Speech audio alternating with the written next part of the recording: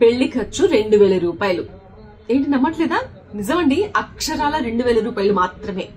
అరే పోన్లే పాపం పేదవాళ్ళు అయి ఉంటారులే, 2000 రూపాయలు పెట్టి పెళ్లి ఖర్చు పెట్టి చేసుకున్నారు అని అనుకుంటున్నారా? కాదు. ఆ 2000 రూపాయలతో పెళ్లి చేసుకున్న వాళ్ళు ఎవరో తెలుసా? ఒక ఐఏఎస్, ఒక ఐపీఎస్. నిజం. తెలంగాణ క్యాడర్ కు చెందిన ఐపీఎస్ అధికారి మౌనిక, ఛత్తీస్గఢ్ క్యాడర్ కు చెందిన ఐఏఎస్ అధికారి యువరాజ్ మర్మత్. వీళ్ళిద్దరూ ఒక ట్రైనింగ్ లో పరిచయం అయ్యారు. పరిచయం ప్రేమగా మారింది. 2023లో పెళ్లి చేసుకున్నారు.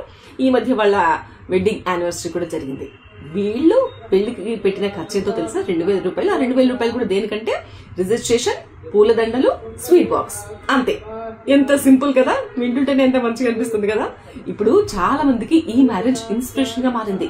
చూస్తున్నాం కదా, ఈ మధ్య కాలంలో పెళ్లిళ్ళు ఎంత వైభవంగా చేస్తున్నారు. దానికోసం తాహత్తుకు మించి ఖర్చు చేస్తున్నారు.